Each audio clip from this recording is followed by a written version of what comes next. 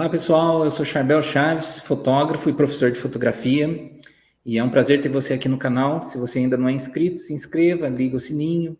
Se puder deixar um curtir aqui pra gente, ajuda demais o YouTube a distribuir para mais pessoas, e isso incentiva muita gente a continuar produzindo conteúdo gratuito aqui no canal, tá joia? Hoje a gente vai responder a uma pergunta de uma pessoa que curte as nossas páginas, que nos acompanha aqui, que é se é possível viver da fotografia sendo desorganizado. Pergunta interessante, né?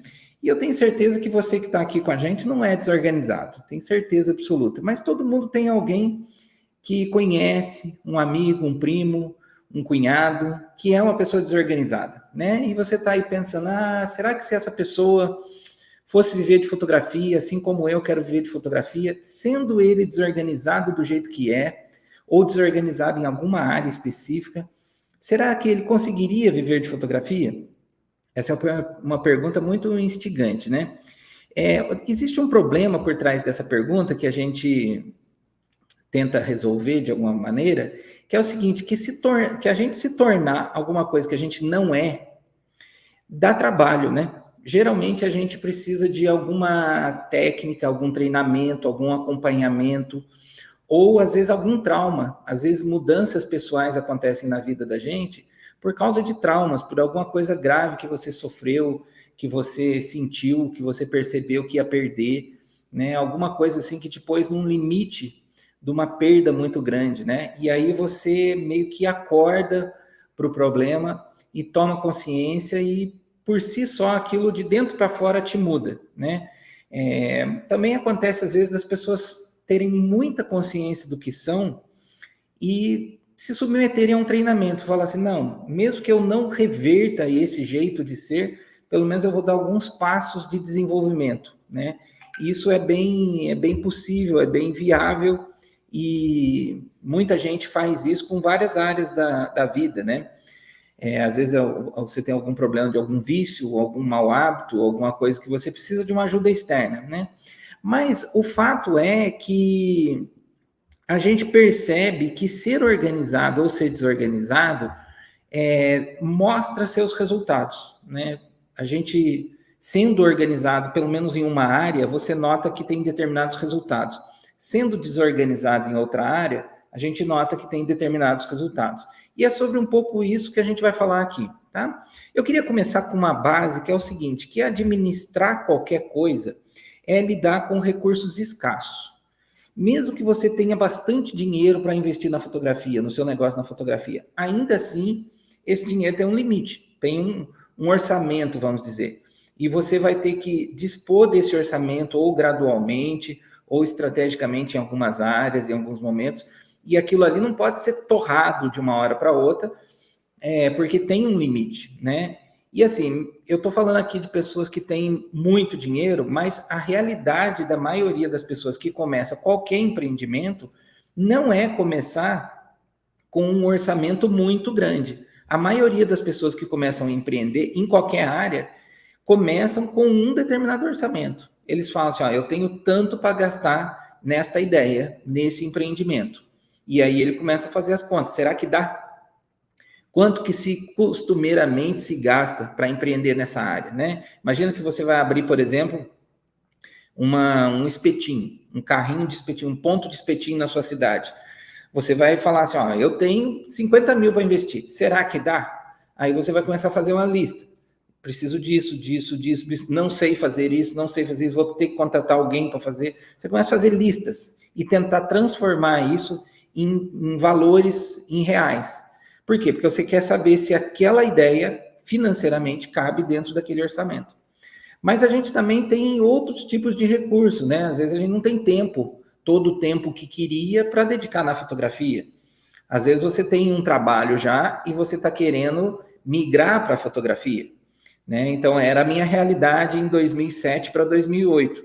Eu tinha um trabalho na área de construção civil, e era uma empresa que ia bem, estava tudo bem, mas eu queria trabalhar com alguma coisa mais na área de comunicação, na área de arte, na área de estética, e a fotografia era uma das possibilidades que estava no meu horizonte. Então, eu migrei para a fotografia em 2008, depois de 2 anos controlando ali o que eu tinha de tempo para treinar, tempo para aprender, dinheiro para investir, cursos que eu precisava fazer. Eu passei 2 anos administrando os meus recursos de tempo, dinheiro e energia, né? Porque eu tinha um outro trabalho, eu não tinha o dia inteiro para gastar a minha energia me empenhando nas coisas, eu tinha que administrar. Então, eu passei 2 anos despendendo, vamos dizer assim, gastando um estoque de dinheiro possível para a minha realidade, de tempo possível para a minha realidade e de energia, até onde eu conseguia lidar. Então, administrar qualquer coisa, qualquer projeto, qualquer empreendimento, é lidar com recursos escassos, recursos limitados. Para todo mundo, energia, tempo e dinheiro tem um limite. A gente não consegue dedicar todo o tempo que quer, né?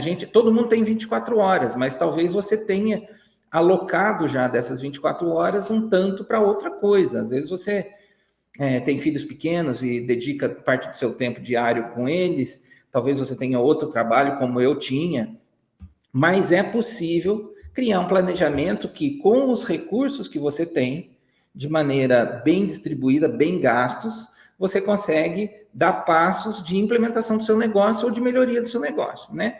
Agora, o que acontece é o seguinte, que a administração de tempo, energia e dinheiro dá seus sinais, né? Então, se você administra mal o seu tempo, as coisas começam a ficar acumuladas. Se você administra mal o seu dinheiro, chega no fim do mês, falta dinheiro para coisas básicas. Se você administra mal sua energia, sua saúde começa a pifar, né? Todo mundo tem que descansar, todo mundo tem que ter pausas, né?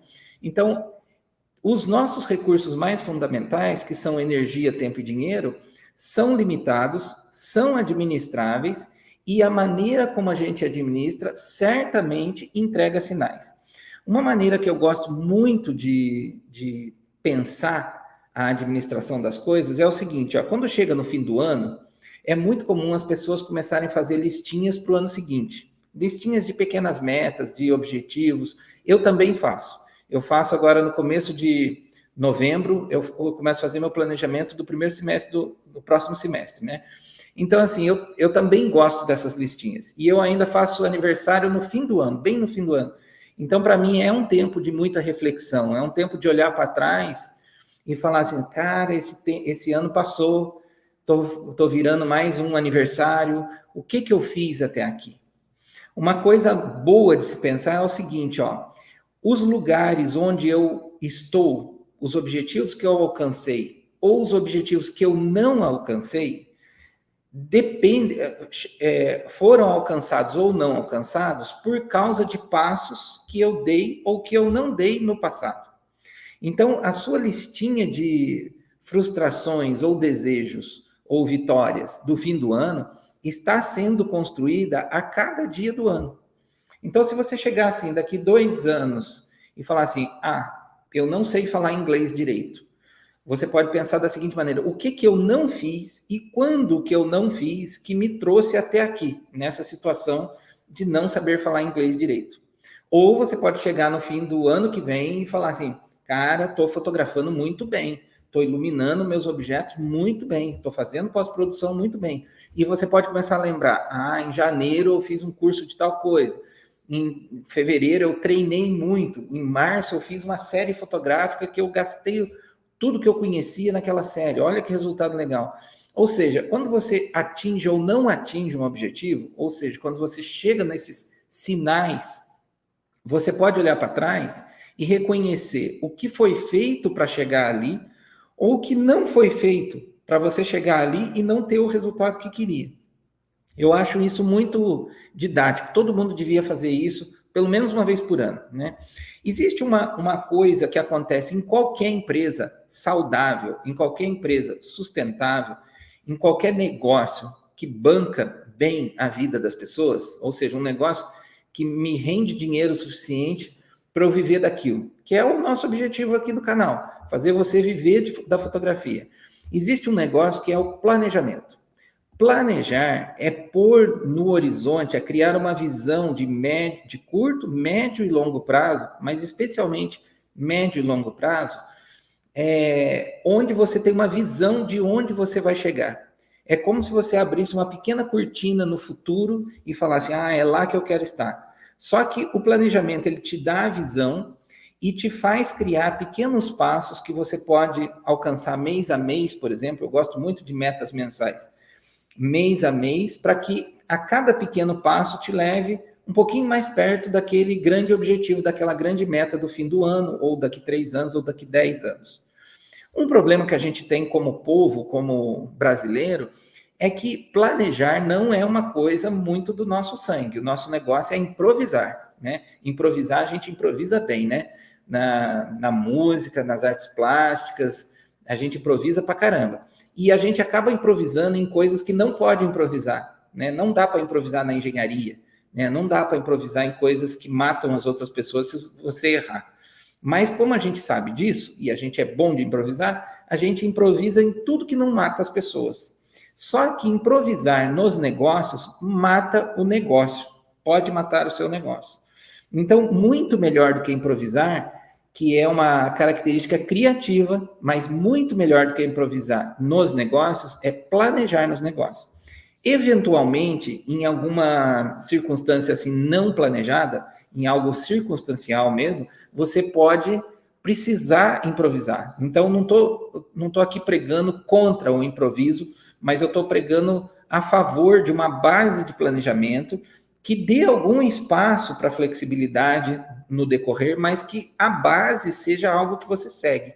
O planejamento é um mapa que a gente traça para chegar em algum lugar. Pode acontecer de aparecer um obstáculo, aparecer uma contingência da vida, às vezes, que faz você precisar mudar o planejamento? Pode. Planejamento não é um chefe autoritário, ele é um guia, ele é um bom conselheiro, né? Mas você pode ter que, aqui ou ali, criar alternativas durante o percurso. Isso é da vida. A gente não pode ter um planejamento como algo muito rígido. Mas é muito perigoso você começar a pensar em não ter o planejamento rigidamente e começar a improvisar em tudo e largar o planejamento, largar o mapa. Sabe o que vai acontecer? Você não vai chegar no lugar que você queria ou vai chegar depois de dar muita volta, tá? Agora, existem duas outras coisas para as quais o planejamento existe, além de fazer você chegar no ambiente, é fornecer para você possibilidade de análise e desenvolvimento, análise e correção. Então, quando você traça determinadas metas e as busca e chega naquela meta e olha para trás e analisa, você tem a possibilidade de fazer correções, fazer desenvolvimentos. Vou dar um exemplo. Suponha que você chega no fim do ano e você fala assim, eu faturei 80% do que eu tinha planejado como meta. Né? Você não tem como adivinhar tudo que vai acontecer no futuro. Então, você põe uma meta viável, factível, realista, estimuladora, mas chega lá, pode ser que você chegou no fim do ano e falou assim, faturei 80%. Quando você chega a um número desse, não é uma frustração para o planejador, é uma oportunidade de melhoria. Você olha para trás e fala assim, o que aconteceu no meio do caminho que poderia ter acontecido um pouquinho melhor, o que deu certo que eu poderia ter aplicado no que deu errado, ou o que deu errado que eu poderia ter evitado. E para o próximo período de planejamento, eu posso corrigir. Então, planejar, analisar e desenvolver são 3 coisas interligadas, são 3 coisas que existem uma para a outra. Então, planejamento é uma atividade da vida dos negócios que o brasileiro não está muito acostumado.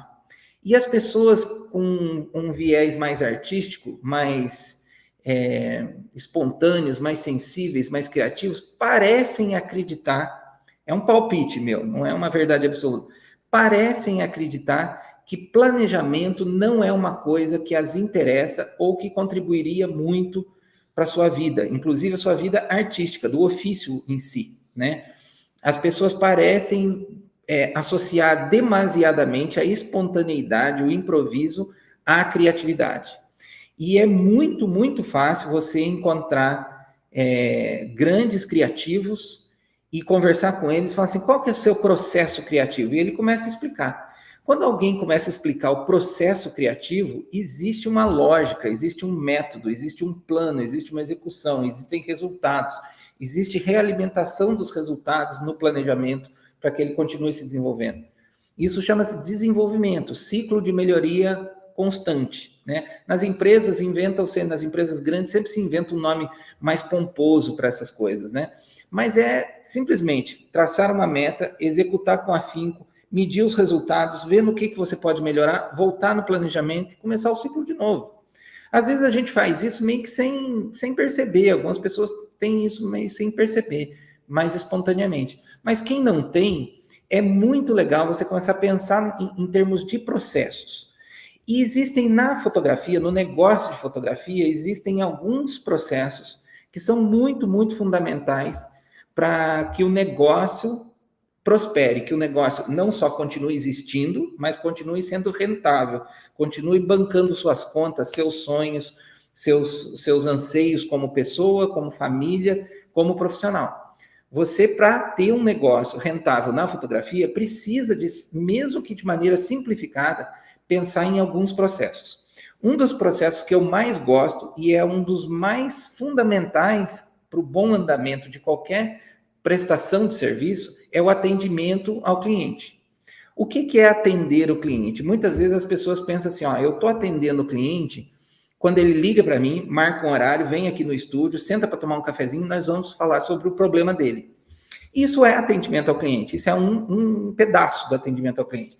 Mas quando, por exemplo, você põe o seu site no ar, com determinadas explicações, com determinadas informações, com determinado layout, com determinada atratividade visual, um logotipo bem pensado, tipografia, cores, uma facilidade na navegação, sem erros de português. É fácil a pessoa encontrar onde falar com você, é fácil encontrar em que cidade você está, é fácil mandar uma mensagem diretamente para você. Tudo isso é atendimento. E tudo isso é atendimento que você, pessoalmente, não está fazendo.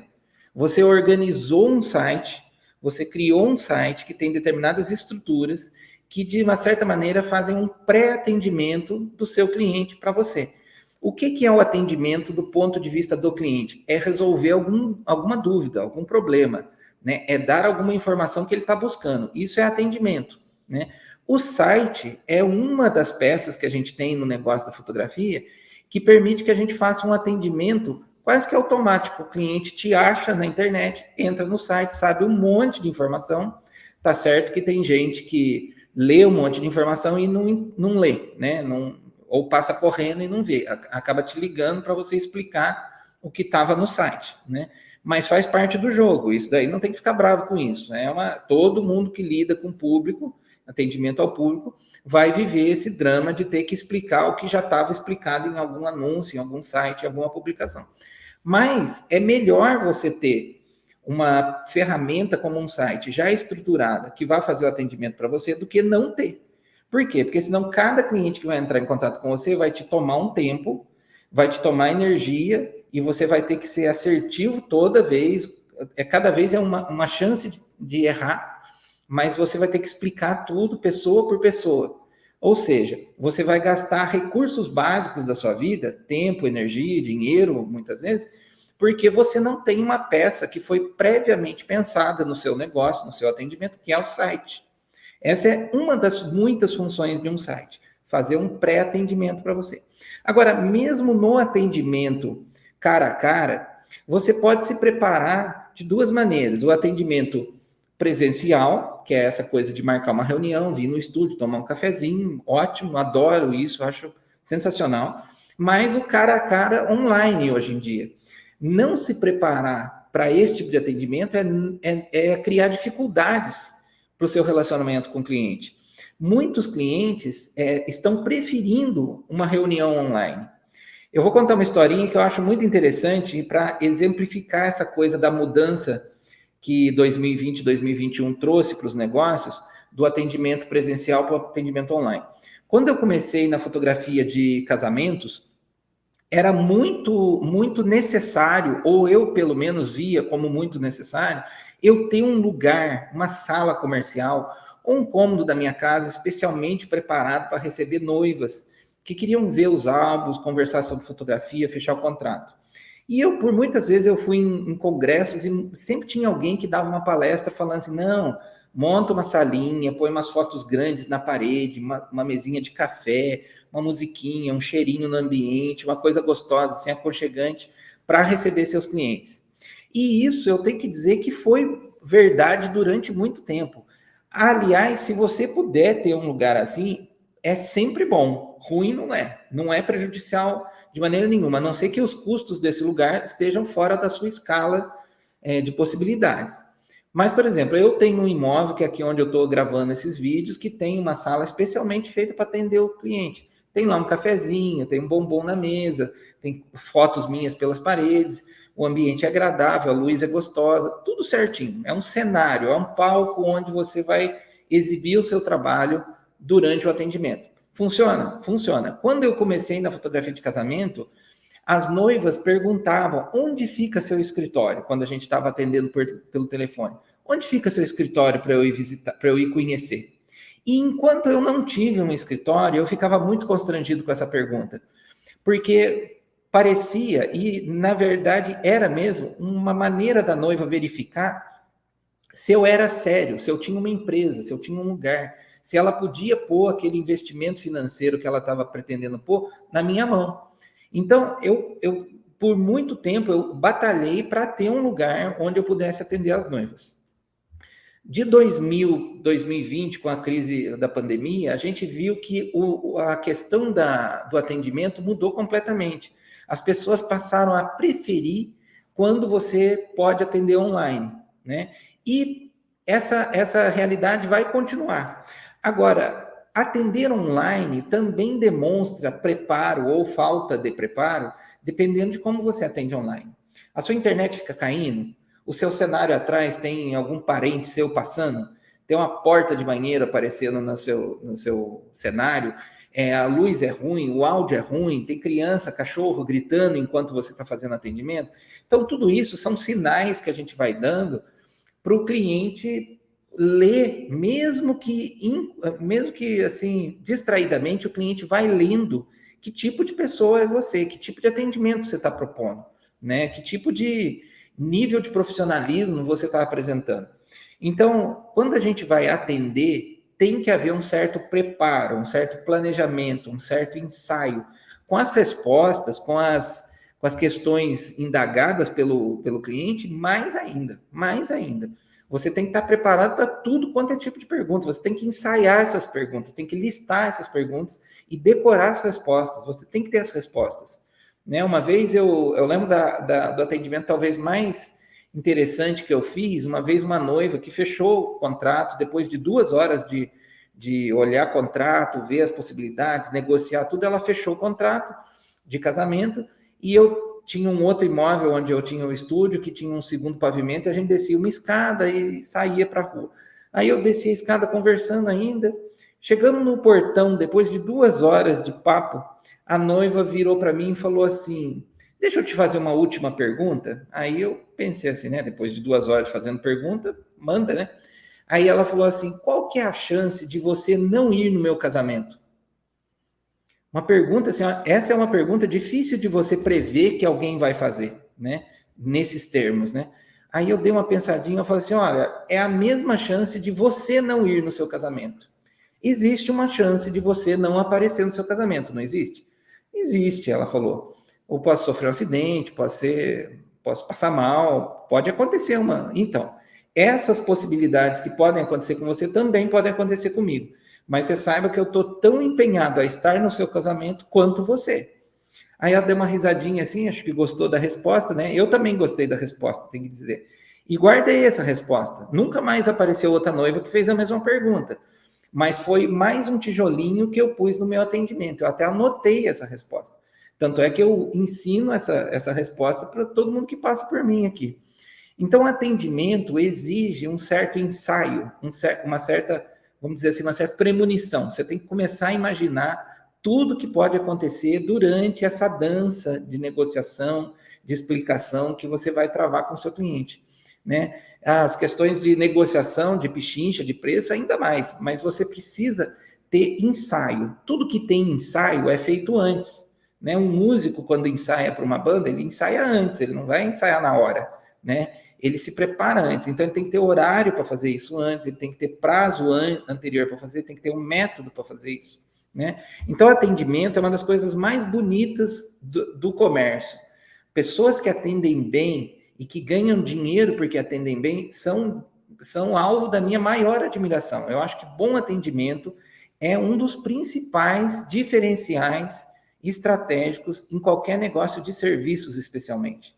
E as pessoas, como fotógrafos, geralmente estão pensando assim em diferenciais de foto, no primeiro momento. Como que eu posso mudar minha foto para ter mais clientes? Cara, começa a pensar pelo atendimento. Como que você pode atender diferente para ter mais clientes? Vai dar mais resultados do que mudar a sua foto. Agora, ter boa fotografia, boa técnica, é o básico, é o básico. Todo mundo, hoje em dia, tem acesso à informação, a treinamentos, a cursos, para se tornar ótimos fotógrafos. Então, não é isso que vai diferenciar você. Não é o ofício em si. É toda a parte estrutural do negócio que está ao redor do ofício que vai atrair mais clientes para o seu negócio. Uma segunda área da fotografia, do fazer fotográfico, da profissão de fotógrafo, que demanda planejamento, demanda metodologia, demanda preparo, é a captura das imagens, né? Quando você vai para um evento, por exemplo, uma festinha infantil, você vai de chinelo? Você vai de qualquer jeito? Você chega atrasado? Você esquece de carregar bateria? Esquece de levar um cartão a mais? Esquece de esvaziar aquele cartão da sua câmera? Limpar lentes? Ou seja, pilhas de flash. Esquecer pilha de flash é uma coisa assim que um monte de fotógrafos esquece de recarregar ou de levar pilhas sobressalentes. Então, é o tipo de coisa que está ligado ao fazer fotográfico e que precisa de planejamento prévio, precisa de um checklist do dia anterior. Essa é uma ótima prática. Você tem um aniversário infantil amanhã, tenha lá um checklist já feito há muito tempo antes, mas um checklist para você conferir na noite anterior. Bateria está recarregada? Cartão está vazio? A lente está limpa? A câmera está funcionando? Ponha no seu modo de funcionamento mais usado para aquele tipo de evento, né? O flash está com pilha, tem pilha sobressalente, pôs cartão de visita na sua mochila, né? A roupa que você vai usar está passada, o carro está abastecido, né? Você deu uma olhadinha na previsão do tempo. Dá para fazer um checklist muito completão de um aniversário infantil. Você tem o endereço, tem o telefone dos clientes, né? Que hora que você está planejando chegar, para sair, para chegar um pouquinho antes, né? Então, dá para fazer um checklist de qualquer tipo de atividade fotográfica, qualquer serviço fotográfico, vale a pena ter um checklist. E isso vai facilitar muito a sua vida ao chegar no ambiente onde você vai fazer a captura de imagens mais tranquilo, sem aquela sensação, eu acho que eu estou esquecendo alguma coisa, né? É terrível essa situação. Mais tranquilo, quando você chega lá, você sabe que você pode se concentrar no olhar fotográfico, na técnica, nos momentos, né? Você já treinou as técnicas antes, já sabe usar o flash, já sabe usar a câmera, já tem um repertório de imagens que você quer capturar, previamente você imagina aquelas imagens que você quer capturar naquele evento. Então, assim, a captura de imagens também pode ser ensaiada antes, pode ser prevista antes, pode ser criada de certa maneira, o resultado, primeiro na sua mente, depois na sua câmera. Vai ser muito mais tranquilo. Uma outra área da fotografia, do processo fotográfico, que demanda ensaio, treino, velocidade, para economizar os seus recursos de tempo, energia e dinheiro, é a pós-produção. A pós-produção pode ser um ralo de tempo na sua vida, porque muitas vezes na sua formação de preços, e tem um vídeo aqui no canal sobre formação de preços, muitas vezes na sua formação de preços, você previu usar 4 horas da sua semana para fazer a pós-produção daquele determinado evento. Aí você se empolga, você gosta de pós-produção, você senta lá e fica 8 horas. São 4 horas a mais que você não está sendo pago, que você poderia pegar e executar outra meta, outra ação para alcançar alguma outra meta do seu negócio. Você está gastando tempo que o seu cliente nem está vendo e nem está remunerando. Fora que talvez o seu serviço esteja andando muito bem, você está com a agenda bem cheia, e você pode pensar em terceirizar a pós-produção. E para fazer isso, você vai ter que também ter uma certa estratégia, vai ter que garimpar alguém que seja bom nisso, ou treinar alguém durante alguns dias, ou procurar alguma recomendação de um retocador que só trabalha com retoque. E aí seu negócio pode crescer ainda mais, porque alguém especialista em fazer só aquilo está fazendo no seu lugar. Né? Então, a pós-produção é uma esquina, um ponto assim de muita atenção. A gente deveria dar muita atenção no nosso planejamento, no nosso processo de pós-produção, para fazer ele ficar cada vez mais rápido, mais econômico e, na medida do possível, menos dependente do fotógrafo em si. É uma área muito boa para se terceirizar. É muito fácil terceirizar a pós-produção e ter resultados iguais aos que você faria, porque é fácil treinar alguém para editar fotos, tratar fotos como eu trato. E com o tempo, essa pessoa com certeza vai tratar melhor do que eu trato. Por quê? Porque ela vai fazer isso diariamente, com mais atenção, com mais foco do que eu, porque eu tenho que cuidar de marketing, de finanças, de atendimento, de captura, e ela tem que cuidar só de pós-produção. Tá? Mas a gente fala sobre essa coisa de terceirizar a pós-produção num vídeo específico mais à frente. Outra área da fotografia, do fazer fotográfico, que demanda muita atenção e cuidado, é o marketing digital. O marketing digital é um ecossistema. A gente tem o site, as redes sociais, newsletter, grupos de divulgação, de networking ou de informação. Você pode ter uma série de ferramentas no seu marketing digital, seu blog, e-books que você faz para o seu funil de vendas, uma série de coisas que você pode criar ali que demandam tempo, energia e dinheiro. E você pode pensar, talvez, em terceirizar isso, em pagar para outra pessoa fazer, ou em aprender técnicas para fazer isso de maneira bem rápida, bem sucinta, bem prática, bem objetiva, que não demande muito tempo, nem muito dinheiro seu. Marketing digital é uma coisa que todo mundo que já começou a mexer já percebeu. Nossa, isso vai dar muito mais trabalho do que a fotografia em si. E dá mesmo. No geral, assim, falando por mim, no geral, mais ou menos 20% a 25% do meu tempo como fotógrafo, não o meu tempo como professor, do meu tempo como fotógrafo, mais ou menos um quarto desse tempo é o tempo que eu estou com câmera na mão. O resto tudo, ou é pós-produção, ou é marketing, ou atendimento, coisas que não são o fotografar em si. Muita gente entra na carreira de fotógrafo achando assim, vou passar a semana fotografando. Isso não é verdade para a área nenhuma da fotografia, né? A não ser que você seja assim, fotógrafo de câmera, funcionário de uma empresa de fotografia e a sua única atividade é essa. Mas se você empreende na fotografia, se o negócio é seu, você não vai fotografar na maior parte do tempo, você vai fazer outras coisas. E uma delas é o marketing digital.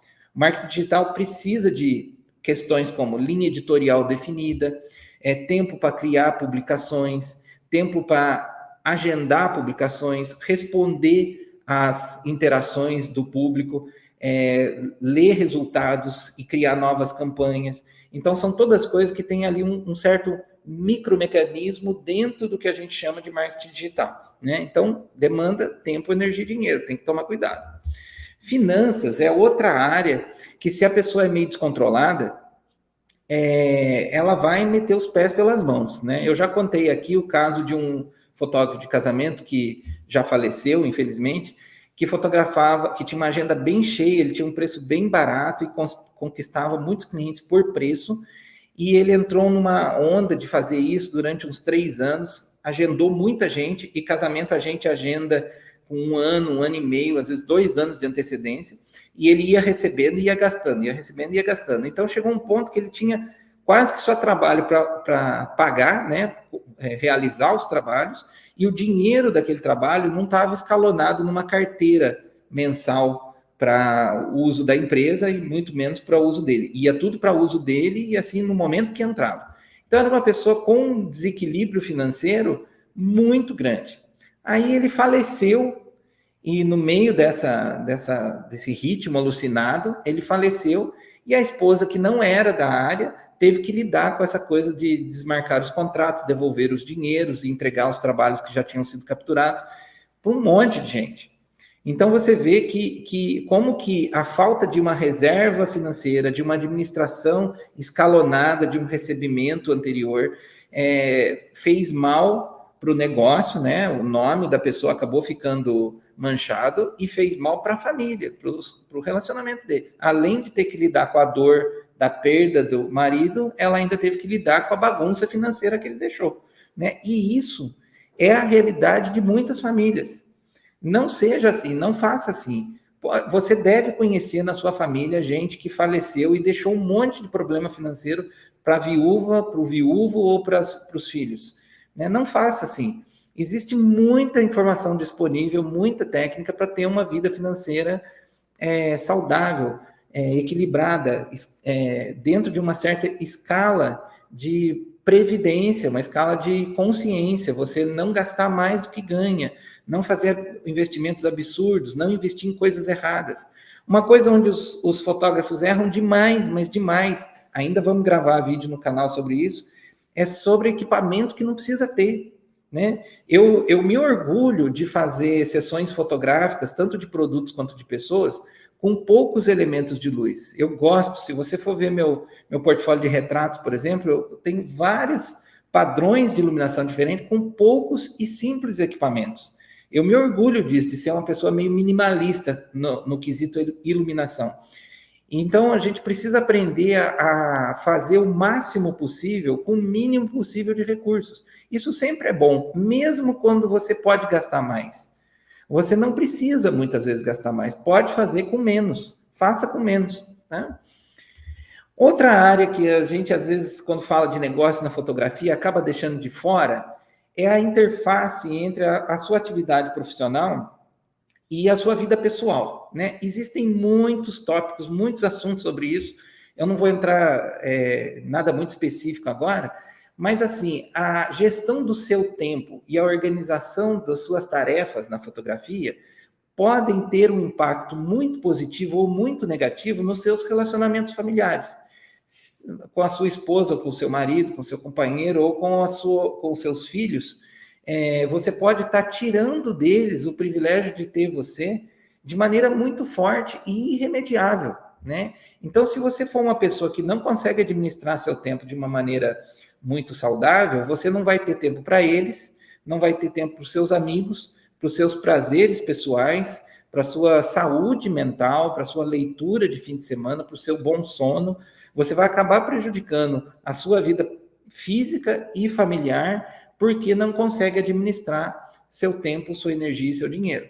E nesse quesito da interface entre sua vida familiar e sua vida profissional, a questão da energia é muito importante. Você terminar um dia cheio de problemas não resolvidos, que ficaram para outro dia, após um dia de muito estresse, de coisas penduradas, de pessoas te cobrando coisas, que você assumiu o compromisso e não entregou, isso vai levar para dentro da sua casa, para dentro da sua família, um clima muito ruim. Vai levar. Aí o que acontece? A gente começa a ver pessoas que são muito desorganizadas, muito descontroladas com essas coisas, se decepcionando com a fotografia, porque tudo deu errado. Mas aí quando você faz uma entrevista para uma mentoria, por exemplo, você fala com a pessoa e você descobre que não é a fotografia que deu errado. É um monte de coisas ao redor da fotografia que ela não conseguiu organizar, que ela não conseguiu ordenar, que ela não conseguiu deixar num ritmo e numa maneira de fazer saudável mentalmente, fisicamente, profissionalmente. Então, assim, uma coisa que eu sempre digo para quem quer entrar na fotografia, ou para quem já está na fotografia, é que ser dono do próprio negócio demanda muito mais disciplina do que ser funcionário de uma empresa. Porque quando você é funcionário de uma empresa, um monte de coisas que precisam existir, precisam acontecer para que a sua tarefa seja feita, são feitas por um sistema, por uma equipe, por uma estrutura que a empresa tem. Então, geralmente, quando você é funcionário de uma empresa, é muito mais fácil, não é a realidade de toda empresa, mas é muito mais fácil você se concentrar num pedacinho só da tarefa, só no seu pedaço. Quando você é dono da empresa, você tem que gerenciar tudo. A linha de hierarquia geralmente é menor. No máximo, você é o dono, tem um gerente e uma equipe. Empresas grandes são assim, de fotografia.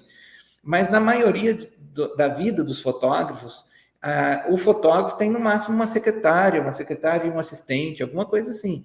E muitos são sozinhos, né? Então, todas essas tarefas de atendimento, de marketing, de finanças, de pós-produção, de todas as tarefas que a empresa precisa desempenhar para que ela continue existindo, estão nas suas costas. Então, dependendo da qualidade da capacidade que você tem de organizar processos, de ver defeitos, de corrigir defeitos, de fazer planejamentos, de cumprir coisas que você mesmo estabeleceu, dependendo dessa sua capacidade, a coisa vai andar melhor ou vai andar pior, né? Então, assim, ser dono do próprio negócio exige mais disciplina, muito mais disciplina do que ser funcionário de um negócio. Porque quando você é dono do próprio negócio, quando você empreende, você define as regras e você cumpre as regras. Só que é mais fácil você descumprir uma regra que você mesmo traçou. Porque quando o chefe na empresa define as regras, te diz o que é para fazer e você não faz, ele vai te cobrar. Aí não tem essa negociação interna que a gente tem quando é dono do próprio negócio, tá? Então, voltando à nossa questão inicial aqui, será que é possível viver da fotografia sendo desorganizado? Claramente não é. Claramente isso vai te levar para cada vez para uma ribanceira maior. Uma hora a casa cai, né? Por quê? Porque a organização das coisas, a organização dos processos, das áreas de funcionamento de uma empresa, de um negócio, são como colunas de uma casa. Imagina que esse imóvel que eu estou deve ter 20 pilares na construção. Se eu tirar um pilar, provavelmente ele não cai, mas vai aparecer ali uma rachadura na parede. Se eu tirar um outro pilar, talvez ele não caia também. Talvez os pilares laterais a ele acabem compensando ali, dão conta de aguentar a estrutura, mas vai aparecer outra rachadura aqui. Quando faltam vários pilares, quando algumas coisas que deveriam ser estruturantes não estão ali, uma hora a casa cai. E nos negócios não é diferente. Você pode falhar um pouco nas finanças, falha um pouco no marketing, falha um pouco no atendimento, daqui a pouco tudo colapsa. Então, assim, a desorganização, assim como a organização, é uma coisa gradualmente construída. Você vai desorganizando cada vez um pouquinho mais quando você é desorganizado e vai organizando cada vez um pouquinho mais quando você é organizado. Se você conseguir girar a chave e falar assim, não, eu vou começar a organizar uma área da minha vida, né? Eu vou pegar aqui o meu marketing digital, por exemplo, vou organizar, ou o meu atendimento. Eu começaria pelo atendimento. Vou começar a organizar melhor a minha maneira de atender. Quando você começa a ver resultados, isso te anima e te realimenta. Você começa a falar assim, não, vale a pena, olha só o resultado que dá, estou tendo menos estresse com isso, vou pegar um segundo aspecto do trabalho para organizar também. Então, assim como desorganização atrai desorganização, organização atrai organização também. Então, vai por mim, organize pedaço por pedaço do seu negócio, gradualmente. Se você não dá conta mesmo de organizar alguma coisa, não tenha dúvida. Põe alguém na sua empresa, no seu negócio, que tenha as capacidades que você não tem. Esse é um ótimo passo. Pega alguém que possa te ajudar em determinada área, que seja um sócio, ou um parente mesmo que quer investir em você, ou um funcionário que você pode pagar, mas uma pessoa que tem as qualidades que você não tem, para que ele possa suprir, ele possa ser esse pilar que está faltando na estrutura toda, tá? Eu espero que você se sinta motivado e não desmotivado com esse vídeo, porque eu sei que mudanças internas, pessoais, são muito difíceis. É muito difícil a gente mudar alguma coisa no nosso jeito de ser, mas elas são plenamente possíveis. E os resultados virão, os resultados vão valer a pena. Então, eu espero que você aproveite bem esse conteúdo que eu pus aqui, que seja o fruto de uma boa reflexão interna, não só para o seu negócio, mas para a sua vida como um todo. E quando você aplicar no seu negócio, logo, logo você vai ver ótimos resultados. Se você gostou desse vídeo, eu peço que você deixe seu like, compartilhe com seus amigos, especialmente nos seus grupos de WhatsApp, redes sociais. Se puder compartilhar, vai ser muito bom para a gente. Isso incentiva muito a gente continuar produzindo conteúdo, que dá bastante trabalho produzir e a gente faz com o maior carinho. Então, se você puder ajudar a divulgar o canal, eu agradeço demais. A gente se vê no próximo vídeo.